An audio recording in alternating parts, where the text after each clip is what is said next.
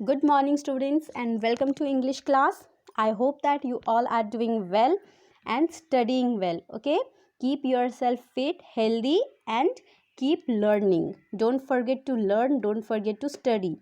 Okay, it is all that you have to do in these holidays. So, I remember that we have covered two chapters from prose section, isn't it? We have already covered two chapters, that is chapter 1 is A Letter to God and chapter 2 is Nelson Mandela Long Walk to Freedom. Okay, we have covered two chapters from prose section and now it's time for us to read and understand some poems. We will cover some poems in the coming days, and today here is the first poem of our syllabus. As you can see, our first poem is Dust of Snow, written by Robert Frost. Who is the author?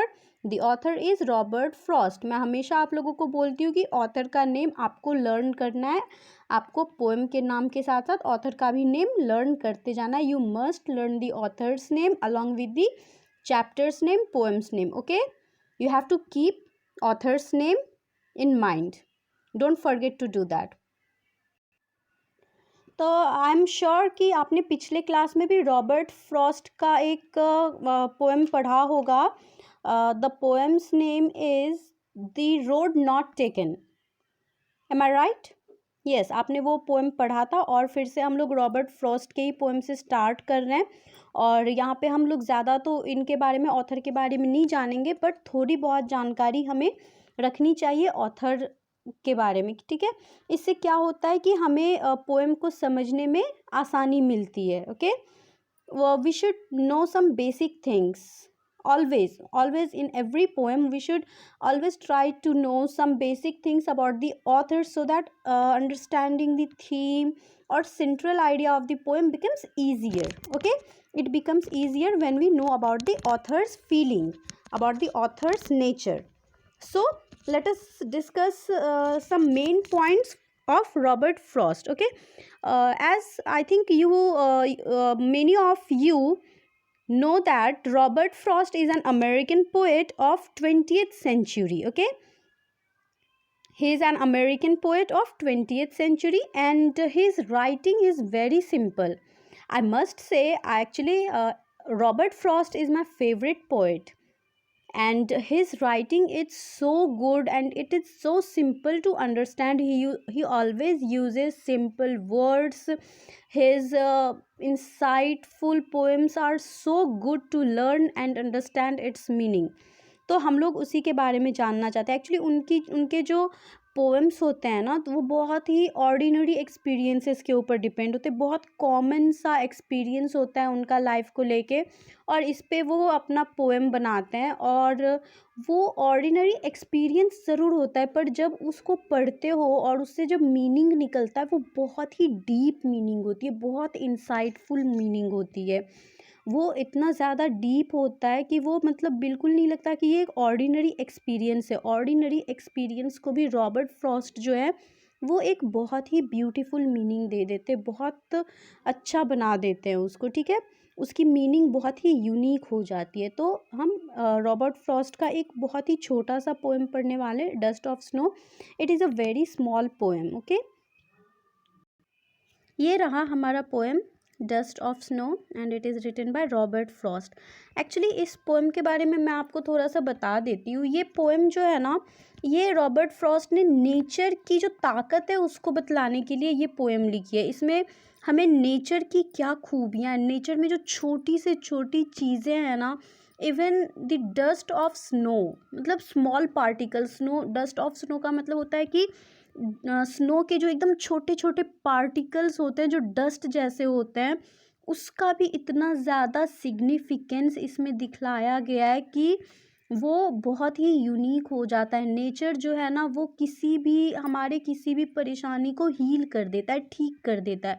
तो इस छोटे से ही poem को, it is just of 2 stanza. This poem is just of 2 stanzas and उसने बहुत ही ज़्यादा, Robert Frost ने बहुत ही ज़्यादा मीनिंगफुल, इंसाइटफुल मीनिंग को इसमें कन्वे किया है इस पोएम के थ्रू. ठीक है, so let's read and understand this poem. Okay, The way a crow shook down on me, the dust of snow from a hemlock tree has given my heart a change of mood and saved some part of a day I had rued. See here, ये बस इतना सा poem है और बहुत ही ज़्यादा significance meaning है. अब यहाँ पे फर्स्ट लाइन में देखना कौन से बर्ड के बारे में बोला गया है, क्रो के बारे में. ठीक है, रॉबर्ट फ्रॉस्ट किसी और भी बर्ड को ले सकते थे, जैसे बहुत सारे ब्यूटीफुल बर्ड्स होते हैं नेचर में, है ना, जैसे कि स्पैरो, नाइटिंगेल, पिकॉक, पैरट, और बहुत सारे पोएट्स बनाते भी हैं. नाइटिंगेल के ऊपर भी पोएम है, पिकॉक के ऊपर है. तो वो लोग क्या करते हैं, खूबसूरत बर्ड को चुनते हैं. तो रॉबर्ट फ्रॉस्ट ने ऐसे बर्ड को क्यों चुना, क्रो को क्यों चुना जी, जिसको क्या हमारे यहाँ पे क्रो को कैसे लिया जाता है, क्रो को मतलब एक शुभ नहीं मानते हम लोग, है ना. It is often used for negative references.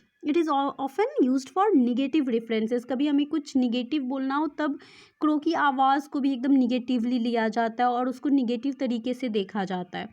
तो उन्होंने क्रो को लिया है. और दूसरा चीज़ देखो यहाँ पे, हेमलॉक ट्री जो है ये एक पॉइजनस ट्री होता है. ठीक है, इसके ये एक ट्री होता है जिसमें छोटे छोटे वाइट कलर के फ्लावर्स आते हैं और this tree is very poisonous. तो यहाँ पे उन्होंने क्रो को भी लिया है जो कि एक बैड ओमेन माना जाता है, एक निगेटिव रेफरेंस के तौर पे लिया जाता है. And here he again used hemlock tree that is a poisonous tree. It is not useful tree like oak tree or other beautiful trees, okay, that gives us oxygen and absorbs the carbon dioxide, and they means lot for us. The other trees means lot for us, you all know that, okay. So what do you think, why did the poet used hemlock tree in this poem? Why did he do that? Why did he use this hemlock tree and the word crow? Why didn't he use some beautiful trees, some beautiful birds that are useful to us? I think, according to me, this is because he wants to create and indicate a sad scene, okay. What he wants, Robert Frost, the author, the writer, the poet wants to create a sad scene. What he wants, he wants to create a sad and an unhappy scene. So he used crow, which is a bad woman, and a hemlock tree, which is also a symbol of sorrow, जो बुराई का प्रतीक होता है, जो दुख को दिखलाता है. दोनों ही चीज़ें निगेटिविटी को दिखलाते हैं. क्या होता है कि पोएट का जो मूड है वो बहुत ही ऑफ रहता है. ठीक है, पोएट का मूड कैसा रहता है, बहुत ऑफ रहता है और वो बहुत ही ज़्यादा बैड फील कर रहे थे, बहुत बैड मूड रहता है उनका, और वो चलते जा रहे थे. तभी हेमलॉक ट्री सामने आया, हेमलॉक ट्री से वो गुजर रहे थे वहाँ पे. ठीक है, तो क्या होता है ना कि जैसे ही वो हेमलॉक ट्री के नीचे से गुजरते हैं, दूर से थोड़े पीछे से वो देखते हैं तो बोलते हैं कि यार एक तो मेरा मूड पहले से ही ख़राब है, ऊपर से मैंने ये हेमलॉक ट्री देख लिया जो कि एक पॉइजनस ट्री है, और उस पर भी उन्होंने देखा कि क्रो बैठा हुआ है. मतलब एक तो करेला, ऊपर से नीम चढ़ी हुई, बस वही वाली फीलिंग उनको आ रही थी कि पहले से मूड ख़राब है, ऊपर से हेमलॉक ट्री के दर्शन हो गए और उस पर भी कौवा बैठा हुआ है, वो भी एक बैड वोमैन है.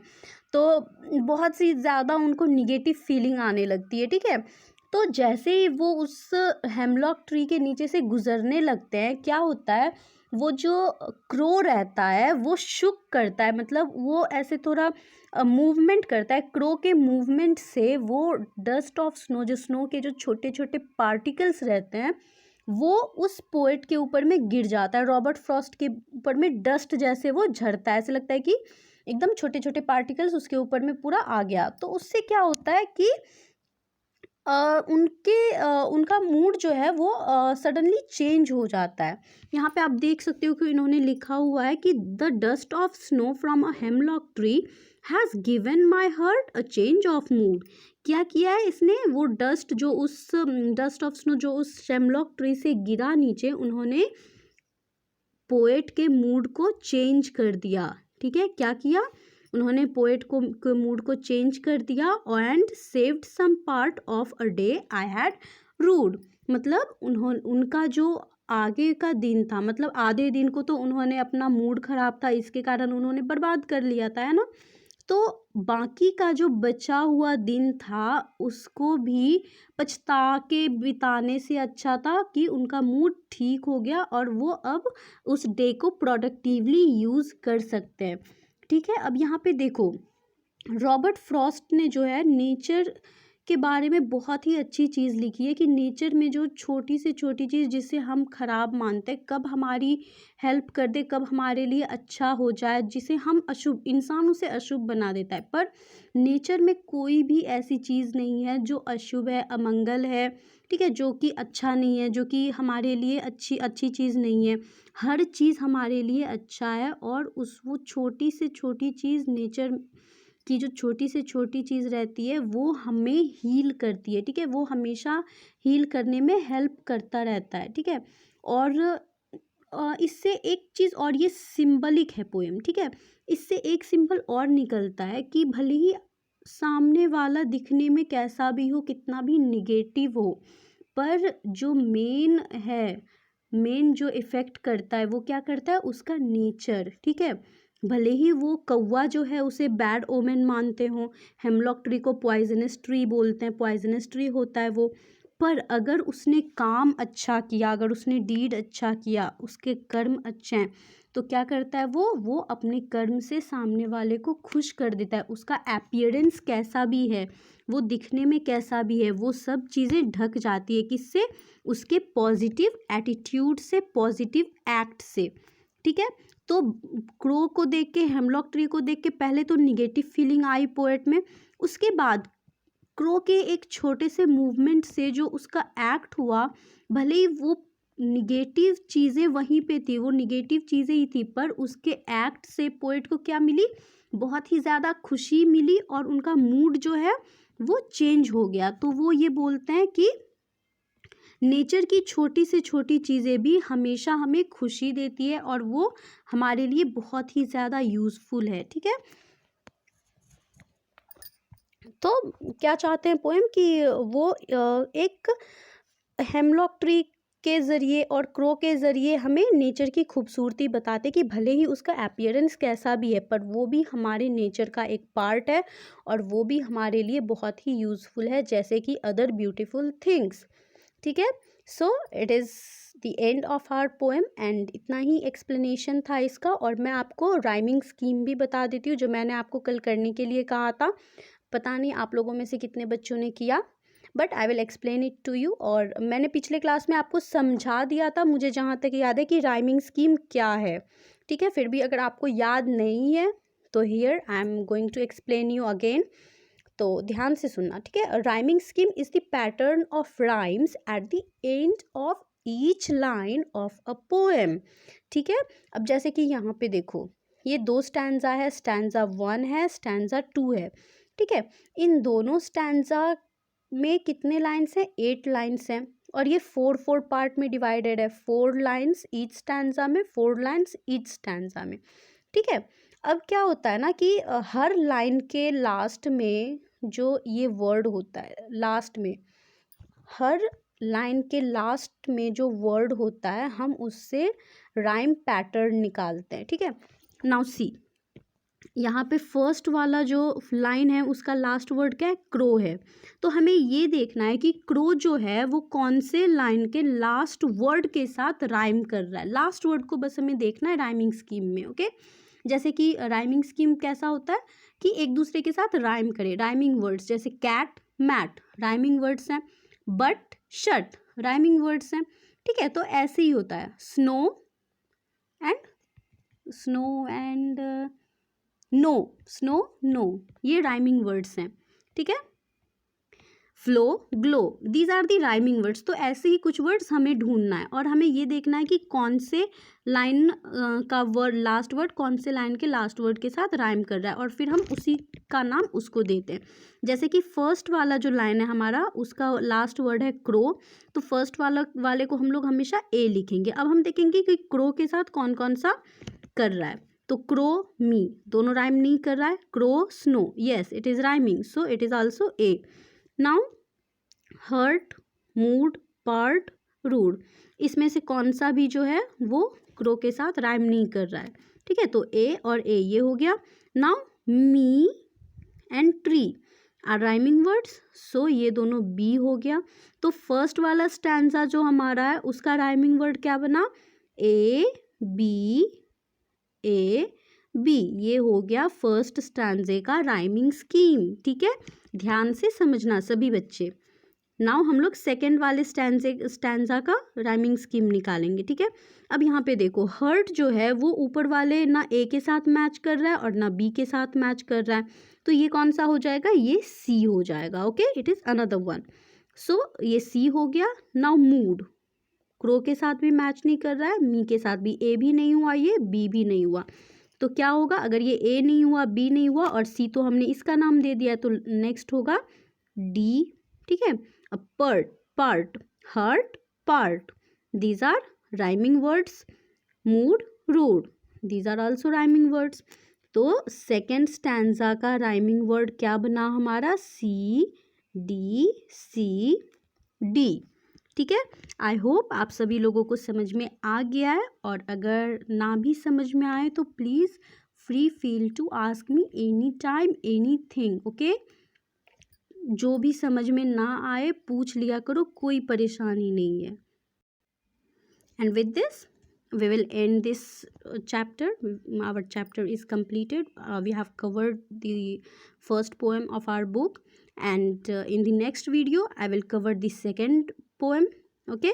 So till then, keep learning, and of course take care and stay safe at your home, okay. Don't go anywhere, just you have to just stay in the home, and you have to study, you have to keep learning, and you have to explore the other study, okay, study matters. So till then, bye bye.